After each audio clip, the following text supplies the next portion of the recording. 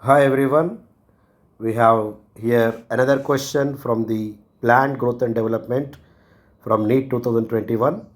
The question is, plants follow different pathways in response to environment or phases of life to form different kinds of structures. This ability is called as, see, it's a direct question. This ability is called as plasticity. Let's have a look at, we try to understand what is this plasticity. Plasticity is defined as something, simply speaking, it is response. It is response towards stimuli. What might be the stimuli? Stimuli may be environment, or stimuli may be a a developmental stage. It can be environment or it can be developmental stage. So how does it show response towards the stimuli? Look, the response can be adaptability of a different pathway. Plant will adopt a different pathway, different metabolic pathway, or the plant may form different structures. The plant may form different kinds of structures in response to the stimuli. This phenomena is called as plasticity. We have an example for plasticity that is called as heterophylly.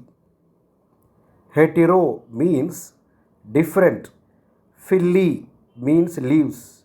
So heterophylly means having different kinds of leaves on same plant, having different kinds of leaves on same plant is called as heterophylly. How do we understand that? Heterophylly is two types. One is environmental heterophylly. It's also called as ecological heterophylly. The other is developmental heterophylly. What they are? In environmental heterophylly, which is also called as ecological heterophylly. How do we understand this? See, for example, we have heard about the amphibious hydrophytes. What do you mean by amphibious hydrophyte? Let us suppose that this is a pond ecosystem, a water body. In this, one plant is present, and in this plant, part of the plant is inside the water, part of the plant is above the water. The surprising thing here is that we find in this plant is that the parts, the leaves which are above the water are simply normal. They are quite normal with the normal leaf margins. The structure of the leaves are quite common, very normal these are. Whereas the leaves present inside the water body, these leaves are quite dissected. They are very much dissected like this. Like this we find. So we find here two kinds of leaves. The submerged leaves are very much dissected. The aerial leaves are normal. Why this is so? Look here. Why the submerged leaves are dissected? We call it as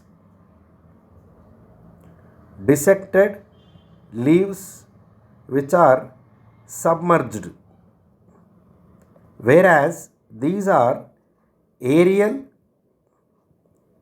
normal leaves. Why?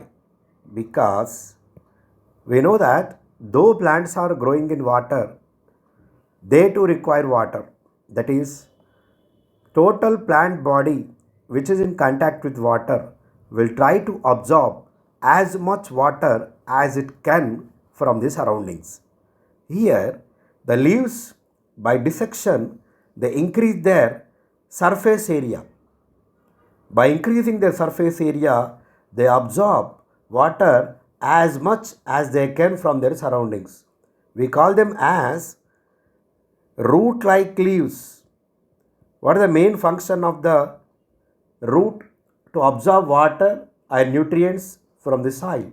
So here the leaves modify themselves to root-like and they absorb as much water as they can from their surroundings. So we call them as root-like leaves, and this phenomena is called as environmental heterophylly or ecological heterophylly. That is, two types of leaves are present on same plant according to the environment in which they are present. For this we can give some examples, like we have here Ranunculus. Ranunculus.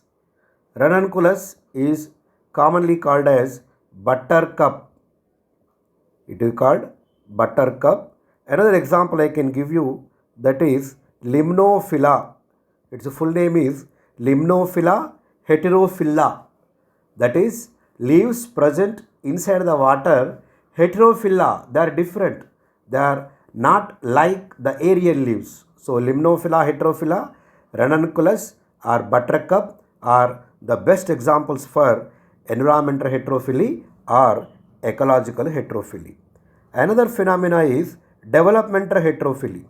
Developmental heterophylly means at the juvenile stage, the plant contains normal leaves. At juvenile stage, the plant contains simple leaves.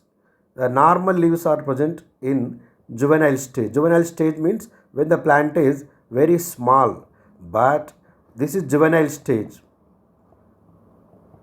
Juvenile stage, simple leaves are found. But when the plant becomes adult, when the plant becomes bigger, elder, the same plant produces compound leaves. So these kind of leaves are produced here. These can be called as palmately compound leaf, trifoliate compound leaf, same kind. I mean, you can find here very clearly that palmately compound leaves are produced by same plant. The same plant, when it is younger, when it is juvenile, is producing simple leaf, but when it is elder,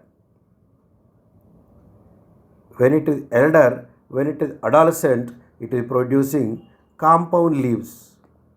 So this is called as developmental heterophylly.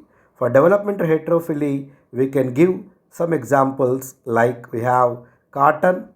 We know cotton very well, that we wear cotton clothes. What is the useful part of the cotton? That is outer seed coat. Outer seed coat is present in the form of cellulosic hair. That is the economically useful part of the cotton. Another is coriander. We know hari dhania. Coriander is used as condiment, spice. It's also very useful as a leafy vegetable. Cotton, coriander, and another example I can give you, larkspur.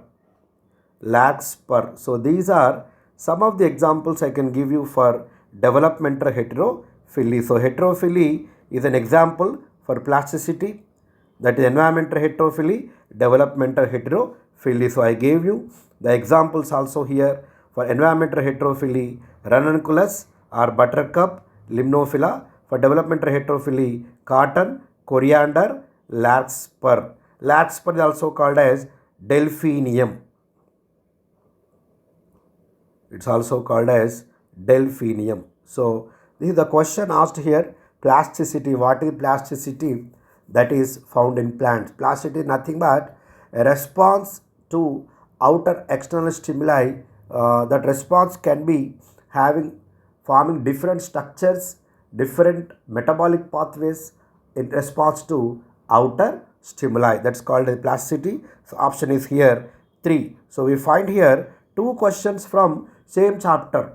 Plant growth regulators, we have 2 questions from same chapter. We can't say that which question arises from which chapter and what is the weightage. Definitely we can't say. It depends. Sometimes we get only one question, sometimes we get two questions, and sometimes we may not get any question from this chapter. So one should be very perfect with the content, with the concept, and with examples along with illustrations. So thank you.